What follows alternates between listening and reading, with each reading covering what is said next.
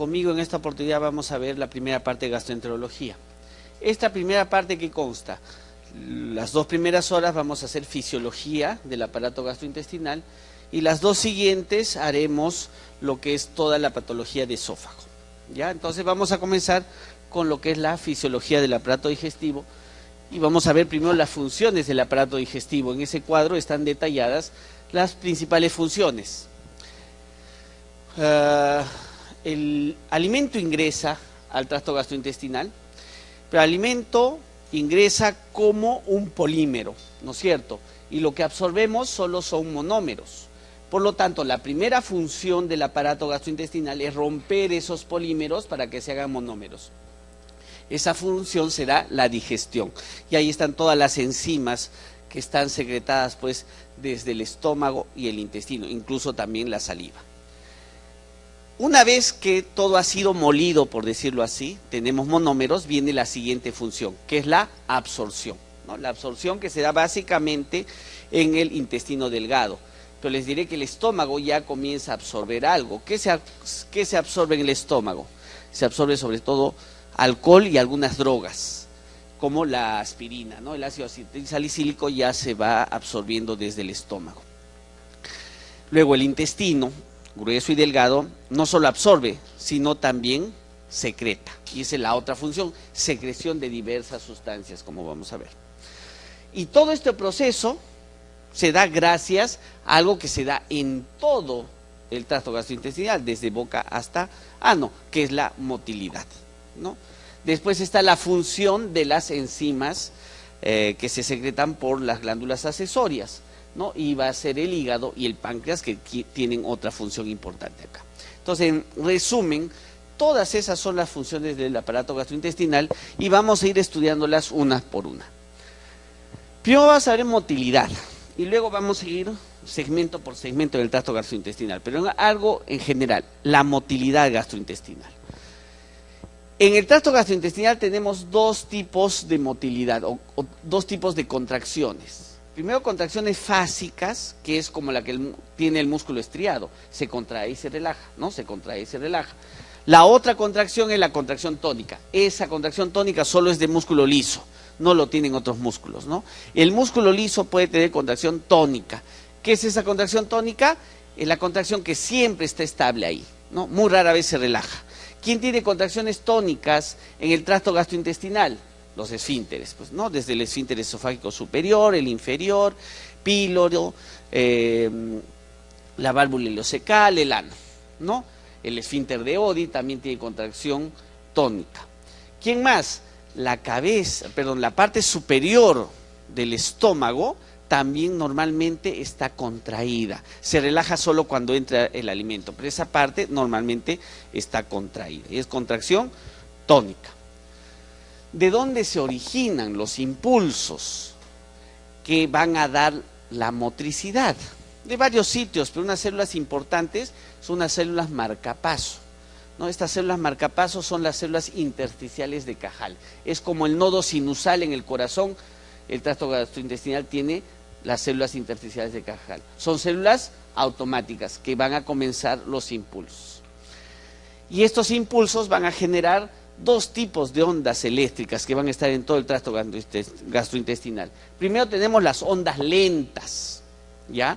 Las ondas lentas en sí son cambios lentos del potencial de reposo. ¿El potencial de reposo qué es? Es el potencial negativo que tiene la membrana, ¿no? La membrana está en potencial negativo, siempre.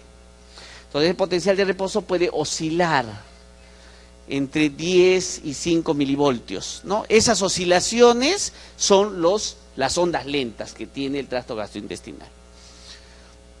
Entonces, ¿qué es? Es en sí la onda más importante del tracto gastrointestinal, ¿ya? Son las ondas más importantes.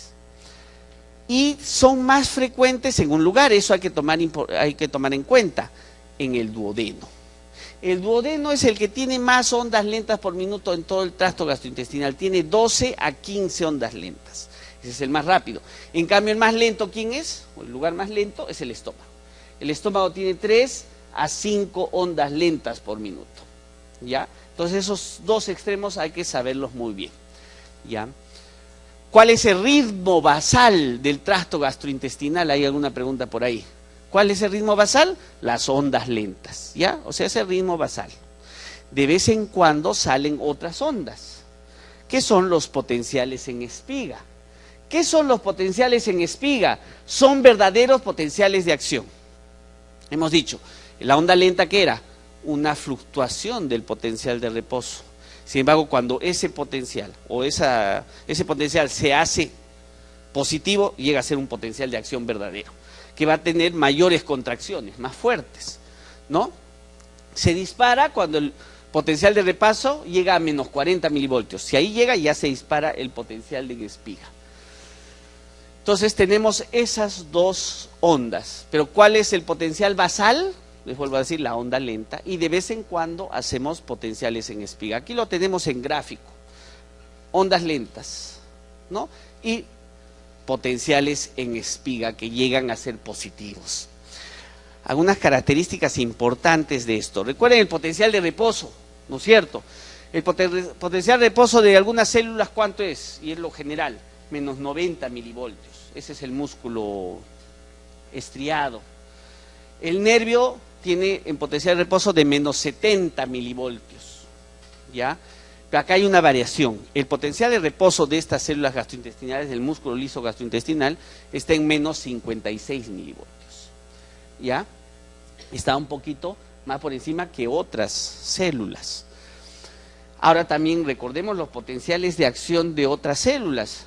El potencial de acción, la despolarización, se da por ingreso ¿de qué? De sodio básicamente, ¿no? Y se repolariza por potasio. Acá estas ondas lentas y potenciales en espiga no se dan por ingreso solamente de sodio, sino sobre todo de calcio. Y eso es importante para preguntas de examen. Entonces, esta despolarización se da por calcio y sodio, más calcio que sodio, ¿ya? Entonces, eso también considere, ¿no? Entonces, ahí están nuestros dos potenciales. ¿Quién aumenta la despolarización de la membrana? Por lo tanto, aumenta la motilidad de este músculo, la distensión, eso es importante. El músculo se distiende porque llega el bolo y eso ya está aumentando la motilidad, es un estímulo para contraerse. Luego la acetilcolina, que básicamente está en todo el parasimpático, en el vago, ¿no? Entonces la acetilcolina es importante para motilidad del tracto gastrointestinal. Y las hormonas gastrointestinales, como por ejemplo, y después la vamos a ver bien, la motilina, ¿no? La motilina es una hormona que aumenta motilidad gastrointestinal, su nombre lo dice. ¿Qué factores hiperpolarizan la membrana? O sea, la vuelven más negativa, por lo tanto inhiben motilidad. La adrenalina, esta hormona que sale de la médula suprarrenal, y luego tenemos el simpático. ¿A través de quién? De la noradrenalina, ¿no? Entonces noradrenalina y adrenalina básicamente van a inmovilizar, el tracto gastrointestinal, disminuyendo la motilidad, ¿no? Entonces esas son las ondas eléctricas. Ahí quiero que vean las 4 capas del tracto gastrointestinal, desde el esófago hasta el intestino grueso, y tenemos primero la mucosa, submucosa, la capa muscular y la serosa. Adventicia en algunos lugares, ¿no? Como el esófago. En el esófago hay adventicia, pero todo el resto tiene serosa. Y en las capas que están entre la serosa y la submucosa está el plexo mientérico, el plexo de Haber-Bach. Esto se ha movido. Y luego, aquí más abajo, está el plexo de Meissner. Esos dos lugares que son neuronas, son conglomerados de neuronas. Ahí está el sistema nervioso entérico. Entonces, ahí es donde están nuestras células intersticiales de Cajal. De ahí van a salir los impulsos para mover, pues, este músculo, esas 2 capas de músculo, que es músculo liso. Vamos a ver cómo se da el mecanismo de motilidad. Les he dicho que la distensión es un estímulo para la motilidad, ¿no es cierto? Acá llegó el bolo, digamos que este es el intestino, el bolo llega ahí y distiende la pared intestinal, ¿no? Y de ahí salen 2 neuronas, perdón, una sola neurona aferente que va a un centro que va a regular todo. De este centro salen dos neuronas, ¿ya? Dos neuronas eferentes. Esta sería una neurona aferente y acá eferentes. La primera neurona eferente, miren, va a la parte proximal del bolo, a esta parte. Porque aquí, ¿qué va a generar? Va a generar contracción. Y la otra parte, la parte más distal, ¿qué tiene que hacer? ¿Contraerse? No. Tiene que más bien relajarse para que el bolo pueda desplazarse. Porque si todo se contrae, ¿qué va a pasar? Si todo se contrae, el bolo no va a progresar. Entonces va a haber dos respuestas, como vuelvo a decir. Una primera respuesta que contrae acá proximalmente y distalmente relaja. Entonces esta primera neurona eferente contrae y esta neurona eferente, la otra eferente, relaja. Importante ahí son los mediadores, porque hay dos mediadores, dos tipos de neurotransmisores. Primero en la contracción. ¿Quién regula la contracción en esta neurona eferente? La sustancia P y la acetilcolina. Y ya sabemos que la acetilcolina aumenta motilidad, pues, ¿no es cierto? ¿Ya? En cambio, la otra neurona tiene otros neurotransmisores, óxido nítrico, BIP y ATP también. El ATP también puede funcionar como neurotransmisor. Entonces, esas tres sustancias, ¿qué hacen? Relajan.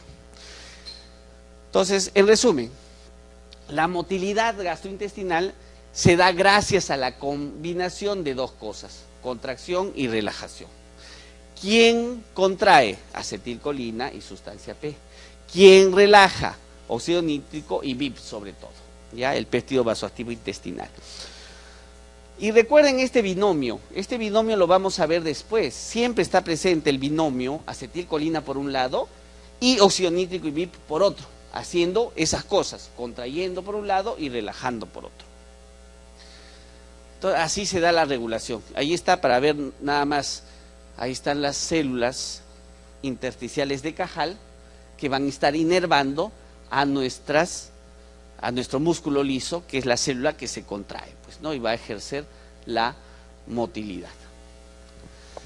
Este cuadro es importante para preguntas de examen, porque alguna vez ha venido sustancias que mueven el intestino, ¿ya?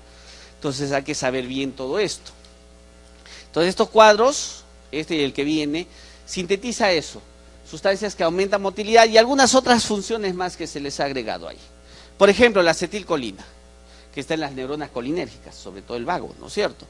¿Qué hace? Contrae el músculo. Si contrae el músculo, aumenta motilidad, ¿no es cierto? Relaja esfínteres, ¿ya? Gracias a esto se relaja esfínter. ODI, esfínter anal, se relaja por acetilcolina. Aumenta la secreción salival. Aumenta la secreción gástrica, eso vamos a verlo muy bien ahora.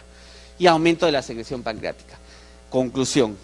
Acetilcolina que está en el parasimpático, ¿qué hace el parasimpático en el tracto gastrointestinal? Aumenta motilidad y aumenta secreción. Y excreción también, pues, ¿no? Recuerden la intoxicación por carbamatos, ¿no? En la cual hay inhibición de la acetilcolinesterasa. Tenemos mucha acetilcolina. Entonces hay varios efectos, cialorrea y demás, miosis, pero el paciente también tiene ruidos hidroaéreos aumentados, diarrea y dolor abdominal. ¿No? Es porque el tracto gastrointestinal está pues estimulado, tanto en motilidad como en secreción. La noradrenalina, sin embargo, que está en las neuronas adrenérgicas, vamos a tener que relaje el músculo liso. Si relaja el músculo liso, ¿qué disminuye? La motilidad, pues, ¿no? Contrae esfínteres y aumenta la secreción de saliva. En este sentido se parece a la acetilcolina en secreción salival. Ambos secretan saliva, pero en motilidad se diferencia. El BIP es un neurotransmisor. Antes lo consideraban como hormona, yo lo estudié como hormona. Es un neurotransmisor, el péptido vasoactivo intestinal. Está en las neuronas de la mucosa y el músculo liso. Ahí está. Relaja el músculo liso, por lo tanto disminuye motilidad. Aumenta la secreción intestinal, eso también es importante. Hay una enfermedad que es el bipoma, ¿no? Enfermedad de Werner Morrison. Esa enfermedad se caracteriza por tener diarreas mucosas y sobre todo hipocalemia. ¿Por qué tienen diarrea e hipocalemia? Porque aumenta la secreción, mucha secreción y hay diarrea. Y en esa secreción hay sobre todo potasio, por lo tanto hacen hipocalemia. Es por culpa del BIP, ¿ya? El BIP también le ayuda a la acetilcolina en la secreción de saliva, ¿ya? Péptido liberador de gastrina, antes llamado bombecina. Este está en las neuronas de la mucosa gástrica. ¿Qué hace? Va la bombecina a estimular a las células G. Por eso es liberador de gastrina. Y la célula G que libera gastrina. Pues si la gastrina estimula secreción de hidrogeniones, como vamos a ver. Pero este es otro neurotransmisor implicado acá. Los opiácidos, las encefalinas, contraen músculo liso. Por lo tanto, disminuyen motilidad. Y disminuyen secreción intestinal. Neuropéptidos, el neuropéptido Y interviene en la relajación del músculo liso, o sea, también disminuye motilidad, disminuye secreción intestinal. Y sustancia P, que siempre va a estar junto a la acetilcolina, ya están juntos. Por lo tanto, contrae músculo liso, sirve para motilidad, aumenta motilidad, y también está en la secreción de saliva. ¿Ya? Entonces, esa tabla, aprenderla muy bien. Comencemos por la boca. En la boca se dan algunas funciones, ya estamos masticando, por lo tanto estamos comenzando a romper las moléculas. Pero ahí importante es una secreción, la saliva, ¿no? La saliva es secretada en las glándulas salivares, 3 glándulas salivares muy pequeñas ellas, pero muy importantes porque al día secretan 1500 mililitros de saliva. Esas 3 glándulas pequeñitas producen un montón de saliva, ¿no? 1500 mililitros al día. Tiene varias funciones. Una función importante, la más importante, es la de lubricar el bolo que va a ingresar pues al tracto gastrointestinal. Y la otra es comenzar la digestión, solo que esa digestión es transitoria, porque por ejemplo acá que producimos amilasa salivar, la famosa tialina, que es la que comienza a degradar los carbohidratos. Pero el problema es que esta amilasa solo funciona en pH básico. Llega al estómago y se anula esa función de esa amilasa. ¿Dónde se produce la amilasa? Ya lo hemos dicho, pero esas glándulas salivares tienen este componente, esa unidad funcional, un acino y un túbulo, ¿ya? El acino está ricamente irrigado, ahí llegan bastantes vasos, y por difusión, por un filtrado, es que pasa el plasma y se produce la secreción de saliva, ¿ya? A este nivel se producen básicamente sustancias orgánicas, aparte de agua y otras cosas, ¿no? Se produce la tialina, la amilasa salivar, se producen bradicininas y se producen mucina. Mucina, que es el moco, ¿no? Entonces, eso es importante acá. Entonces, acá son sustancias orgánicas, básicamente. La concentración de la saliva a este nivel es una concentración isotónica, muy parecida al plasma, ya eso es importante. A ese nivel la saliva es parecida al plasma, pero luego pasa al túbulo, ¿ya? En el túbulo se da reabsorción y secreción. ¿De qué? Solo de electrolitos. Acá ya no hay sustancias orgánicas que están secretándose o reabsorbiéndose. Electrolitos. Pero como ven ahí, lo que prima, ¿qué es? La absorción. Se absorbe más. Se absorbe sobre todo sodio y cloro, y se secreta algo de potasio y bicarbonato, ¿ya? Pero como he reabsorbido más de lo que he secretado, ¿cómo está mi saliva ahora? Es hipotónica, pues, ya se queda más diluida, porque estoy absorbiendo sodio que da osmolaridad, pues entonces va a bajar la osmolaridad de este lado. Por lo tanto, la saliva que yo secreto, ¿cómo es? Hipotónica, eso es característico. También importante señalar, para que se secrete la saliva, yo tengo que tener vasodilatación en los vasos que hay acá, pues en las glándulas salivares. Estos vasos tienen que dilatarse. ¿Quién vasodilata ese nivel? Simpático y parasimpático, ¿ya? Los dos, entonces, ¿cómo hacen que salga saliva? Vasodilatando. Y gracias a la vasodilatación hay el paso de sustancias, pues, al acino, ¿ya? Y de paso acá se secretan bradicininas, también les dije, esas bradicininas ¿qué hacen? Más vasodilatación, ¿ya?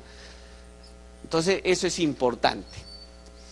En el túbulo están estas células tienen abundantes canales y bombas, Por eso son importantes estos túbulos. Por ejemplo, hay este antiporte de sodio hidrogeniones, este antiporte de cloro bicarbonato y un antiporte de potasio hidrogeniones. Antiportes todos ellos y alimentado todo por la bomba de sodio-potasio. Ahí está alimentando activamente todo eso, todo el transporte. Lo digo porque acá hay una hormona que actúa. ¿Qué hormona actúa a este nivel en el túbulo? Estimulando la formación de bombas y canales. La hormona se llama aldosterona, ¿ya? En nefro van a ver que la aldosterona pues funciona sobre todo en el túbulo contorneado distal y en el túbulo colector, ¿no es cierto? Pero acá en gastro vamos a aprender que también funciona acá y en el colon, también lo vamos a ver después. En el colon también interviene la aldosterona. ¿Y qué hace la aldosterona acá? Como en el riñón, reabsorbe sodio y secreta potasio. Lo que hace la aldosterona entonces es reabsorber más sodio. Entonces, cuando yo necesito sodio, pues la aldosterona saca el sodio de cualquier sitio, de la saliva, lo saca del colon o lo saca de la orina, ¿no? Para que se quede obviamente en el cuerpo y no salga. La regulación, ya hemos dicho, simpático y parasimpático aumentan la secreción, ¿no? Los dos. El parasimpático es estimulado por el alimento, por ejemplo. Veo el alimento, siento el alimento y ya estoy salivando, ya sale el parasimpático. También los olores o las náuseas. Todo eso aumenta la salivación. ¿Quién inhibe? El miedo. Cuando tengo miedo, inmediatamente se seca la saliva. La deshidratación y el sueño. En ese momento no produzco mucha saliva. Eso inhiben al parasimpático. Entonces, cuando estimulo al parasimpático, por vía del séptimo par y el noveno, voy a liberar acetilcolina que va a agonizar el receptor muscarínico y ahí se secreta la saliva, pues en las células acinares. El simpático no es tan importante. El mayor productor de saliva, ¿quién es? El parasimpático, ¿ya? Entonces, si vemos los dos, el que prime es este. En algunas ocasiones el simpático va a producir saliva, ¿ya? Cuando se estimula el parasimpático, por otras reacciones, el parasimpático sale de la médula dorsal, de T1 y T3 a T3, secreta norepinefrina y agoniza receptores beta adrenérgicos, también alfa, ya, pero más es el beta, y por medio del MP cíclico, que es su segundo mensajero, aumenta la producción de saliva.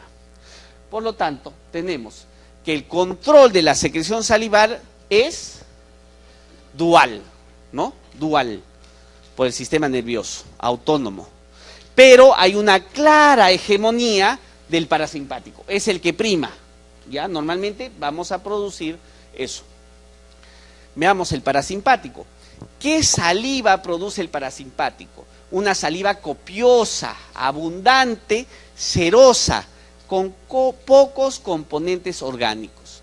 Al final el parasimpático produce una saliva diluida, muy hipotónica, ¿ya? Eso es importante.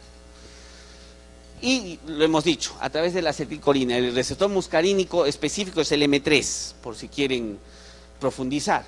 Y cofactores que ayudan a esto, hemos dicho ya el BIP, que vasodilata, sustancia P y otros nucleótidos, ¿ya? Entonces ahí está el parasimpático. En cambio el simpático produce saliva escasa, en pequeña cantidad, muy concentrada, con bastante componente orgánico, ¿ya? Entonces es diferencia, pues. Uno cuando esté estresado, tiene simpático que está en el cuerpo. ¿Cómo está la saliva en ese momento? Sale saliva, escasa, pero sale. ¿Y la boca cómo está? Apelmazada, seca, porque nuestra saliva es más mucosa, ¿ya? Con mayor componente orgánico. Interacciona pues con los receptores, la norepinefrina, beta adrenérgicos y alfa, como dijimos. Muy bien. Entonces hemos masticado, la saliva ha hecho sus efectos ahí en la boca, ¿no? Y lo que sigue es la deglución, el alimento tiene que pasar. Al inicio la deglución es un componente voluntario, y es la fase voluntaria de la deglución. O sea, uno está masticando y con la lengua lleva el alimento hacia atrás, ¿no? Y ahí se acaba lo voluntario, todo ya es un reflejo. Se disparan unos reflejos y se inicia la fase faríngea de la deglución, que tiene varios momentos, que se dan casi a la par, ¿no? El primer momento es que el paladar blando se eleva. ¿Para qué? Para tratar de cerrar pues la comunicación con la nariz, ¿no? Tratar de cerrar, porque no se logra cerrar completamente. Luego los pliegues palatino-faringios se tratan de achicar. ¿Para qué? Para que el bolo que pase no sea muy grande. Bolo muy grande regresa a la boca a seguir masticándose. Si no exigimos, ¿no? Porque si yo exijo, puedo tragar bolos bastante grandes, ¿no? Pero si todo es voluntario, los bolos muy grandes no pasarán, regresan a la boca y siguen masticándose. Las cuerdas bucales se aproximan entre sí. ¿Para qué? Para impedir que la epiglotis ascienda. Entonces queda ahí la epiglotis, para cerrar la comunicación con el tracto respiratorio también. Y asciende la laringe. Al ascender la laringe estoy relajando el esfínter esofágico superior. Y luego se inician, pues luego de todo esto, las contracciones de la musculatura faríngea para que ayude a pasar el bolo. Y esas contracciones de la musculatura faríngea estimulan las contracciones de otro músculo, del músculo esofágico. Y comienza la tercera fase, que es la fase de la deglución, la fase esofágica. Pero antes de pasar esa fase, ahí vemos, pasa el alimento, va hacia atrás, este paladar blando se eleva y trata de cerrar la comunicación hacia arriba, ¿no es cierto? La epiglotis no sube, porque hemos dicho que las cuerdas bucales se aproximan y ya no sube. Entonces se cierra la comunicación con el tracto respiratorio y el alimento pasa. Y salen pues, y comienza la tercera fase de la deglución, que es la esofágica. Entonces vimos que había contracción de la musculatura faríngea y esto iniciaba la contracción del músculo esofágico. Primero con ondas peristálticas primarias, ¿ya? Son ondas no tan fuertes, que son 10 por segundo, y generalmente son suficientes. Consumo mi alimento y ya está, ahí queda. Pero si queda un bolo muy grande en el esófago, digamos una yuca que no he masticado y se queda ahí, ¿eso qué hace? Estimula más movimiento, estimula unas ondas peristálticas secundarias, más fuertes, que van a hacer el tránsito de todo, pues. Son más fuertes que pueden incluso condicionar dolor en muchas veces, ¿no? Estas fases pues están mediadas por estos nervios, glosofaringio y vago sobre todo, pero vamos a ver que es un poquito más difícil. Ahí está el control nervioso de la deglución. Les dije, yo estoy masticando, ¿no? El bolo va hacia atrás y eso hace que se estimulen receptores. O sea, ahí hay en la parte posterior de la boca receptores que indican cuando el bolo está ahí atrás. Son receptores sensoriales, ¿no? Que se comunican con neuronas aferentes. Y esas neuronas aferentes van a llevar el impulso al centro de la deglución. El centro de la deglución estará en el núcleo del tracto solitario entre protuberancia y bulbo, ¿ya? Las neuronas aferentes van a ir por el trigémino, por el glosofaringio y el vago. Por ahí salen las neuronas aferentes, llegan al tracto del núcleo solitario y de ahí salen neuronas eferentes. Las neuronas eferentes, ¿qué hacen? Contraen musculatura faríngea y esofágica. ¿A través de qué pares? También estos, y se agrega también el noveno y el 10º par, ¿no? Entonces ahí está. Entonces ese es el reflejo de la deglución. Entonces las ondas peristálticas esofágicas van a ir progresando conforme va avanzando el alimento. Se da esta movilización gracias a que la onda peristáltica avanza, ¿no? Va a ir progresando. 8 a 10 por segundo hemos dicho, ¿no? Y esa onda llega hasta acá. ¿Qué es? El esfínter esofágico inferior. El esfínter esofágico inferior, ¿qué tenía? Contracción tónica, siempre está contraído. ¿Cuánto es la contracción tónica ahí, a ese nivel? 30 a 35 milímetros de mercurio. Esa es la fuerza de cierre de ese esfínter, ¿ya? Entonces, cuando llega la onda peristáltica, ¿qué hace? Que ese esfínter se relaje, pues. Se relaja y se abre, ¿ya? ¿Quién está ejerciendo la contracción a ese nivel? o quién regula al esfínter, el vago también lo está inervando, ¿ya? ¿Y quién está haciendo que siempre esté contraído? El neurotransmisor que se llama acetilcolina, ¿ya? La acetilcolina entonces contrae el esfínter. Y cuando llega el impulso hasta acá, o la onda peristáltica ahí, se secreta otro neurotransmisor. ¿Qué neurotransmisor se secreta? Óxido nítrico y VIP, que relajan el esfínter, ¿ya? Entonces está ese binomio que les he dicho, ¿no? Uno, acetilcolina que está contrayendo, y óxido nítrico y VIP que están relajando. Ahí está el esfínter esofágico inferior. Tiene una contracción tónica en promedio de 30 milímetros de mercurio, como les he dicho, puede ser hasta 35, el control neuronal del vago, previene el reflujo gastroesofágico, esa es su función, y es relajado por el óxido nítrico y el VIP y contraído por la acetilcolina. Algunas hormonas que modifican al tono del esfínter esofágico inferior. Por ejemplo, ¿quién aumenta el tono? Gastrina. Recuerden que la gastrina aumenta la secreción gástrica, pues. Entonces, si todo ese ácido regresara al esófago, sería dañino. Por lo tanto, la gastrina se siente culpable y aumenta el tono del esfínter, pues, para que ya no haya reflujo. Igual la motilina y la sustancia P. Estos van a estar contrayendo. Recuerden, sustancia P siempre está con acetilcolina, pues, y están que contraen. Por otro lado, ¿quién relaja? Disminuyendo el tono. Colecistoquinina, secretina, el péptido vasoactivo intestinal, el glucagón, somatostatina y progesterona. ¿Por qué creen que las gestantes tienen abundante pirosis y reflujo gastroesofágico? Por la progesterona que disminuye el tono del esfínter. ¿Ya? Y no se olviden, pues el más efectivo acá es el óxido nítrico, que es el neurotransmisor basal, digamos, que está regulando eso. Pero no es considerado como hormona. En este gráfico consideraron al VIP como hormona, pero les he dicho que es más neurotransmisor. Llegamos al estómago, ¿no? El estómago también se va a contraer. Y acá hay una diferencia. Hemos dicho que todo el tracto gastrointestinal tiene dos capas musculares, una circular y una longitudinal. En el estómago es así, pero tiene una capa más, ¿no? Una capa oblicua. O sea, tiene 3 capas musculares, una cosa que ya está cambiando.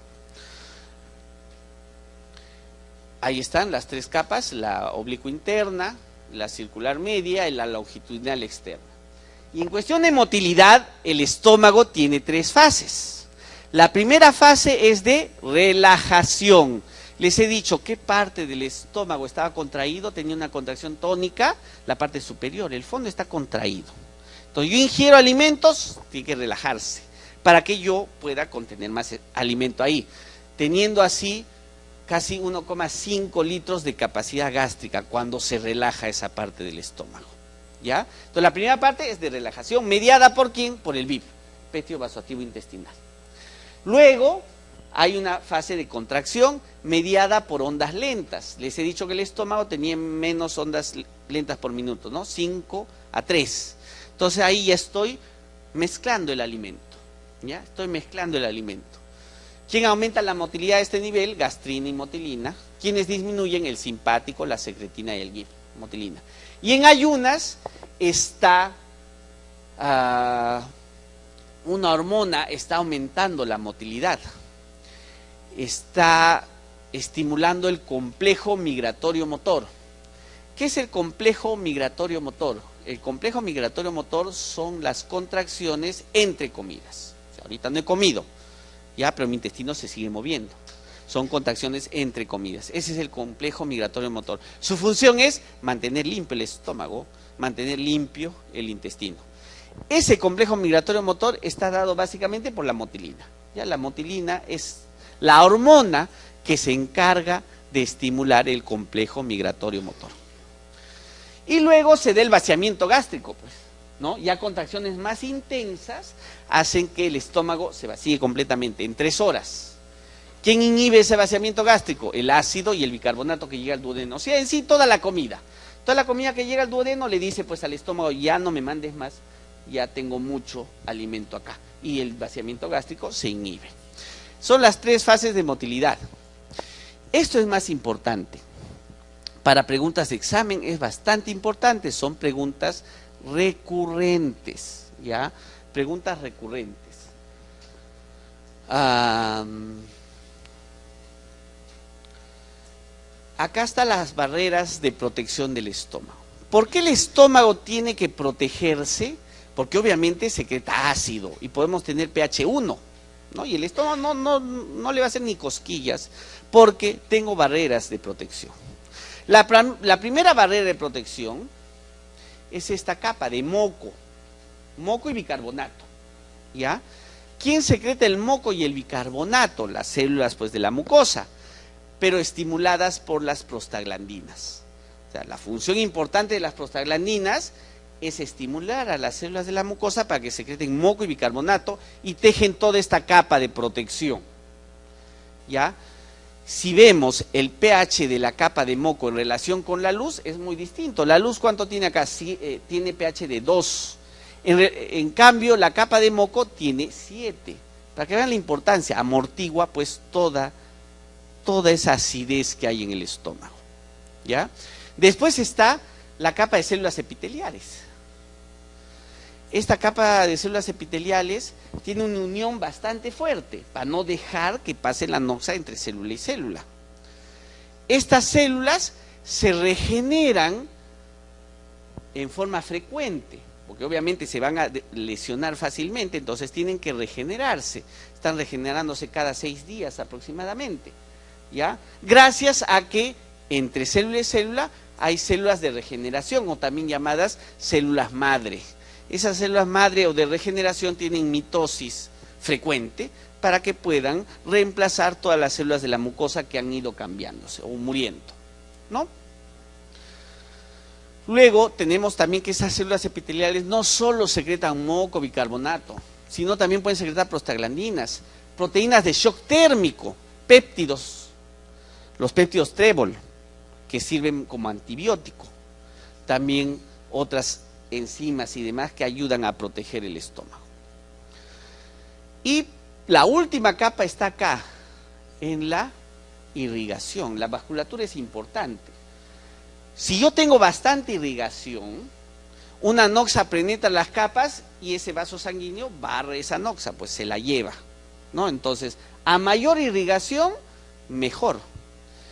¿Quién hace vasodilatación a este nivel? Porque si hay vasodilatación, tengo más irrigación. ¿Quién hace la vasodilatación? Las prostaglandinas, las sabemos bien, la prostaglandina E2 sobre todo y la I2. Y el óxido nítrico. También el óxido nítrico está a este nivel, protegiendo el estómago con vasodilatación, ¿ya? Entonces esas son las capas de protección. Acá también están. Pero acá tenemos algunas células importantes de la capa mucosa. O sea, la capa mucosa tiene su epitelio que tiene diversas células. No solo tiene las capas, las células que producen moco, bicarbonato y agua, sino hay células que son importantísimas. La célula parietal u oxíntica, ¿no? ¿Qué produce? Hidrogeniones, cloro y no se olviden, factor intrínseco, se pregunta el examen. ¿Quién produce el factor intrínseco? Las células parietales u oxínticas. Y una pregunta del año pasado, ¿no? ¿Qué célula secreta ácido clorhídrico? La respuesta obviamente es la célula parietal, pero esa pregunta está mal hecha. ¿Por qué? Porque la célula oxíntica no secreta ácido clorhídrico. Secreta hidrogeniones por un lado y cloro por otro, y el ácido clorhídrico se forma en la luz del estómago, ¿ya? Pero para cuestiones prácticas, pues digamos que secreta pues el ácido clorhídrico, ¿ya? Y tenemos las células peptídicas o también llamadas células principales. No confundan parietal, principal, los dos con P, ¿no es cierto? Son cosas distintas. La parietal, ácido, y la principal, pepsinógeno, ¿ya? Pepsinógeno. Acá hay que ver también, en el antro, se secreta todo, pero sobre todo se secreta moco, pepsinógeno y gastrina, ¿ya? En cambio en el cuerpo secreta moco, pepsinógeno y ácido clorhídrico, o hidrogeniones y cloro, más en el cuerpo, ¿ya? Eso tomen en cuenta también. Esta es la célula principal. ¿Qué secretaba la célula principal? El pepsinógeno.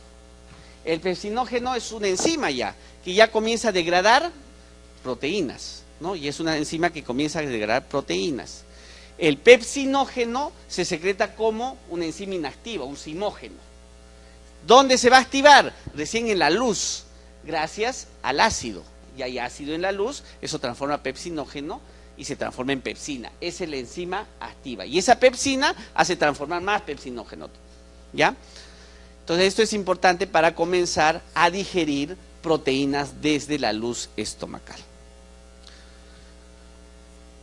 Entonces, ¿digerimos en el estómago? Sí, digerimos en el estómago.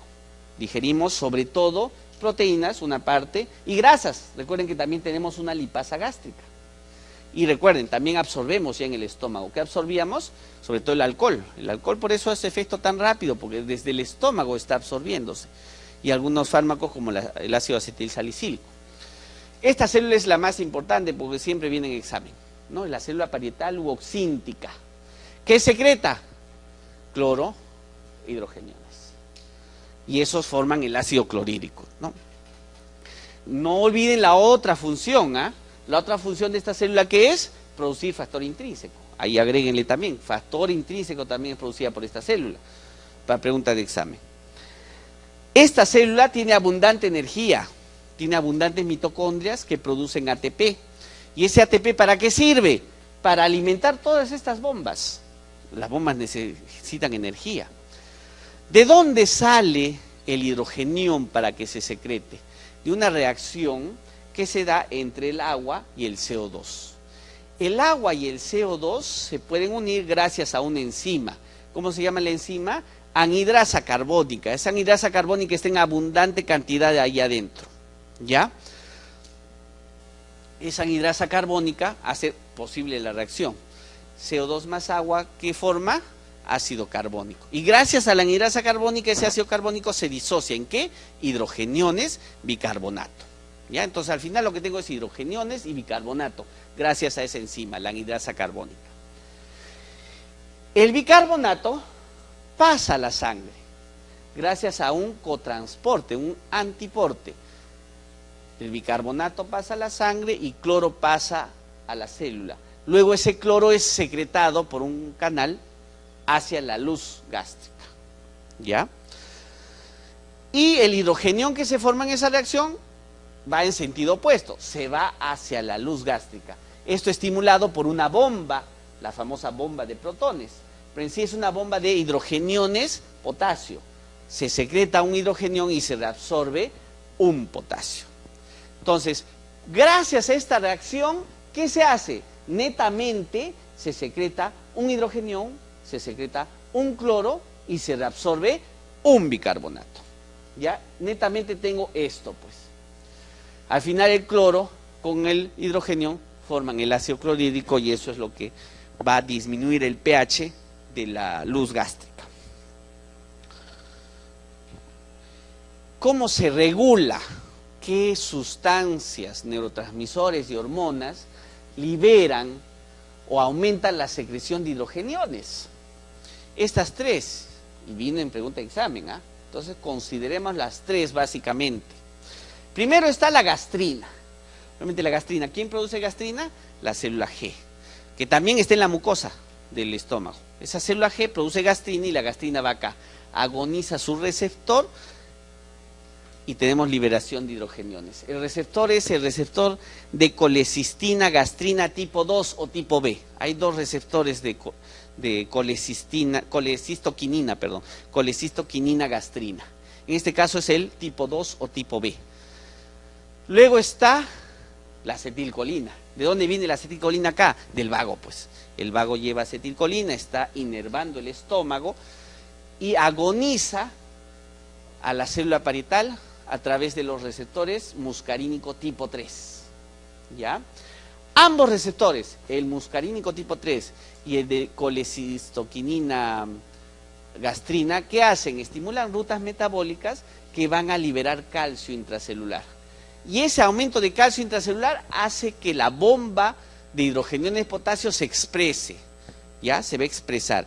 En situación basal, cuando no quiero secretar hidrogeniones, la bomba está guardadita en vesículas. ¿Ya? Pero cuando hay estos estímulos, sale la bomba y se expresa en la membrana y comienza a hacer su función, secretar hidrogeniones. Y la tercera sustancia es la histamina. La histamina se produce por ahí también, en las células parecidas a las enterocromafines. Produce histamina y la histamina agoniza su receptor H2. El receptor H2 tiene, está asociado a proteína G que estimula adenilato ciclasa y produce al final la AMP cíclico. ¿Ya? Por lo tanto, el segundo mensajero de este receptor es el AMP cíclico. Y el AMP cíclico también estimula la expresión de esas bombas en la membrana. ¿Ya? Pregunta de examen de hace un par de años. ¿Cuál es el neurotransmisor? ¿Qué sustancia media la liberación de ácido en el estómago y usa como segundo mensajero AMP cíclico? Así está la pregunta. La respuesta, ¿quién es? La histamina. ¿Ya? La histamina. Entonces ahí tenemos ese control de la célula parietal por esas tres cosas. Lo vamos a seguir viendo. Las fases de secreción gástrica son bien conocidas. Nosotros las hemos estudiado, ¿no? La fase cefálica, la fase gástrica y la fase intestinal. La fase cefálica, ¿cuándo se estimula? Cuando yo estoy viendo el alimento, cuando estoy oliendo el alimento o cuando ya estoy masticándolo. Ahí mismo se secreta o se inicia la fase cefálica y en la fase cefálica se secreta acetilcolina básicamente. ¿Gracias a quién? Al vago, pues. El vago ya está haciendo efecto en esa fase. Llega el alimento al estómago y el estómago se distiende, ¿no? Se distiende. O también ya llegaron algunos aminoácidos al estómago. Entonces la llegada de aminoácidos al estómago estimula la célula G, al igual que la distensión. ¿Y la célula G qué producía? Gastrina, y la gastrina estimula más secreción gástrica. Y la fase final es la fase intestinal, que esa no es de tanta secreción, porque más bien acá la motilidad y la secreción gástrica se ven inhibidas, ¿ya? Y después lo vamos a explicar al final de esta parte del estómago. ¿Ya? Entonces, con una conclusión, la fase cefálica es básicamente regulada por acetilcolina y el vago. Y la fase estomacal básicamente por gastrina y célula G, ¿no es cierto? Acá lo complicamos un poco. Para entenderlo, lo complicamos primero. Ahí está la célula parietal, ¿no? Y acá está el vago. El vago, ¿qué produce? Acetilcolina, ¿ya? Y la acetilcolina agoniza el receptor muscarínico tipo 3, como hemos visto. Pero no solamente hace eso, el vago también produce acetilcolina que estimula la célula H. La célula H es la célula parecida a las células enterocromafines, ¿ya? Célula H. ¿Qué libera? Histamina. ¿Y la histamina qué hacía? Ahí va su receptor H2. Entonces, están viendo cómo el vago, a través de la acetilcolina, hace un doble agonismo, uno directo y uno indirecto. Pero otra cosa más hace el vago. El vago no solamente estimula directamente esta célula, sino que también lleva otro neurotransmisor. En este gráfico vemos el vago también, lleva acetilcolina también, está haciendo otras cosas ahí. Pero lo que quiero mostrar es acá que lleva esto. ¿Qué es eso? Lo hemos visto antes, el péptido liberador de gastrina, también conocido como bombecina. Entonces el vago no solo estimula a la célula parietal directamente, sino estimula a la célula G a través del péptido liberador de gastrina. ¿Y la célula G qué produce ahí? Gastrina, pues. Y la gastrina va a su receptor en la célula parietal y tengo secreción gástrica, ¿ya? Entonces así estoy estimulando por varios lugares. Y hemos dicho también, aminoácidos a este nivel en el estómago, distensión, también estimulan a la célula G. ¿Quién inhibe todo este proceso de secreción? Un estímulo importante es la disminución del pH. Si el pH baja debajo de 3, eso es un estímulo para la célula D. ¿Y la célula D qué produce a este nivel? Somatostatina, ¿ya? Y la somatostatina, como bien sabemos, es la gran opositora. Se opone a que la célula G libere más gastrina. Entonces ya estoy inhibiendo de cierta forma. Pero otro factor inhibidor es el que los alimentos lleguen al duodeno. Llega grasa, llega ácido, llega proteína al duodeno y ahí se estimulan una serie de hormonas. Sale secretina, sale colecistoquinina, sale GIP, sale GLP-1, que después los vamos a ver, son hormonas gastrointestinales, y todas esas, ¿qué hacen? Le dicen al estómago, ya no secretes más, ya no te muevas más. O sea, inhibe el vaciamiento gástrico y inhibe la secreción gástrica, ya por otra ruta más hormonal. En resumen, el nervio vago tiene dos neurotransmisores, la acetilcolina y el péptido liberador de gastrina. La acetilcolina estimula directamente a la célula parietal a través del receptor muscarínico tipo 3, la acetilcolina estimula la liberación de las células H, secretan histamina, y inhibe las células D. O sea, inhibe a la inhibición, porque la somatostatina inhibía la célula G, ¿no es cierto? Pero la acetilcolina le inhibe esa, para que ya no inhiba, ¿ya? Por lo tanto estimula. Si inhibo la inhibición, estoy estimulando. Y las células G son estimuladas por el péptido liberador de gastrina, la distensión gástrica, los péptidos en la luz gástrica, y son inhibidos por la somatostatina y el pH menos de 3. ¿Ya? En resumen, todo lo que hemos dicho en palabras, para que sea considerado, cualquiera de estas cosas puede venir, porque siempre viene, es tema recurrente. Entonces, estúdienlo. 3 estímulos para la secreción gástrica, y hemos visto, ¿no? También. Pero hay otros 2 más, la adrenalina y la noradrenalina. También estimulan, y eso es pregunta de examen, ¿eh? ¿Ya? ¿Cuál de las siguientes sustancias estimula la secreción gástrica? Y la respuesta no me acuerdo bien si era noradrenalina o adrenalina, ¿ya? ¿Y cómo es que estimulan la liberación gástrica estos dos? Porque estimulan liberación de histamina. ¿Y qué hacía la histamina? Mayor secreción gástrica, ¿ya? ¿Quiénes inhiben la secreción gástrica? Por si acaso, somatostatina, secretina, glucagón, prostaglandinas, el reflejo enterogástrico inverso, el GIP y el BIP, ¿ya? Entonces, esto es en resumen para ver qué sustancias producen secreción y quiénes inhiben, ¿ya? En periodos interdigestivos se secreta ácido, poquito, escasa cantidad de jugo gástrico, ¿ya? Pero en estos momentos se secreta básicamente moco, muy poca pepsina y casi nada de ácido. O sea, es más moco lo que se está produciendo entre comidas. El problema es que los estímulos emocionales suelen aumentar la secreción gástrica interdigestiva.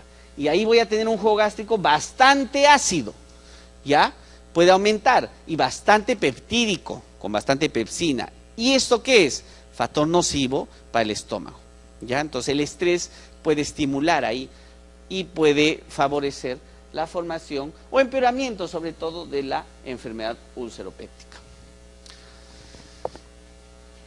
Para terminar estómago, este gráfico nos permite ver cómo es que termino la acción del estómago. O sea, inhibo su motilidad, ¿no es cierto? Inhibo el vaciamiento gástrico. ¿Cómo se inhibe el vaciamiento gástrico? Bueno, el inicio es que en el intestino llegan pues diversas sustancias, ¿no? Todo producto del alimento y la secreción gástrica, ácido, grasa, soluciones hipertónicas llegan ahí y se distiende. ¿Eso qué origina? 2 cosas: secreción de enterogastronas y estimulación de receptores neuronales. O sea, estimula 2 cosas: a hormonas y a nervios, ¿ya? Las enterogastronas son hormonas. ¿Qué es una enterogastrona? Pregunta de examen.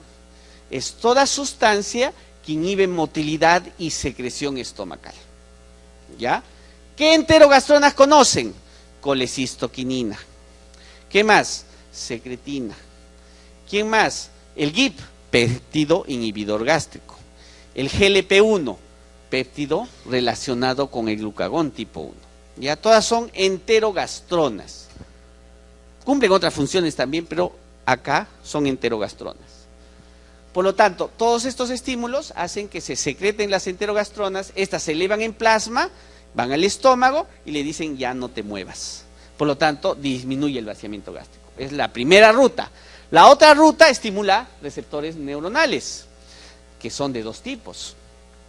Primero, un reflejo corto, digamos, es a través de un reflejo neuronal mediado por neuronas entéricas, o sea, el sistema nervioso entérico. O sea, se distiende el estómago, llega alimentos al intestino y eso hace un reflejo corto, nada más, un reflejo, y ya no se mueve el estómago más, ¿no? Se inhibe el vaciamiento. Es un reflejo enterogástrico, ¿no? Reflejo enterogástrico. Y por otro lado hay un reflejo un poco más largo. Todos esos estímulos van hasta el sistema nervioso autónomo, acá en tronco cerebral, el cerebro. ¿Y ahí qué se libera? Sobre todo al simpático, porque el simpático, ¿qué hacía? Disminuye motilidad. Y se disminuye la descarga parasimpática, porque el parasimpático aumentaba motilidad, así es que tengo que disminuirlo para que ya no haya más vaciamiento gástrico. Entonces, tengo esas dos cosas para disminuir el vaciamiento: hormonas y el sistema nervioso, uno corto y uno largo. Me olvidaba esta parte, y es que pregunta examen, de este último examen. Las prostaglandinas han venido, ¿no? Como rol importante en la protección. Y la pregunta decía algo así, los AINES inhiben efectos sobre quién hacen, sobre la ciclooxigenasa, ¿no? Para la producción de prostaglandina. Una pregunta facilita, pero hay que entender cómo las prostaglandinas protegen el estómago. Recuerden, las prostaglandinas salen de la membrana, ¿no? La membrana celular, gracias a la fosfolipasa 2. Eso rompe los ácidos grasos y los fosfolípidos que están ahí en la membrana. Salen y se libera el ácido araquidónico. El ácido araquidónico es expuesto a la ciclooxigenasa y ahí salen las prostaglandinas. Pero hay dos ciclooxigenasas, la COX-1 y la COX-2. La COX-1 es la constitutiva, o sea, es la que está siempre con nosotros, es la que está ejerciendo nuestra función basal. La COX-2 hace varias cosas, está en el estómago, en el riñón, en las plaquetas, en el endotelio, pero en el estómago, ¿qué hace? Produce prostaglandinas que van a ayudarme a la protección. O sea, vamos a producir moco, bicarbonato, vasodilatación. O sea, está protegiéndonos en cuestión basal. En cambio, la COX-2 es inducible, no está basalmente. Sale cuando yo tengo inflamación, ¿no es cierto?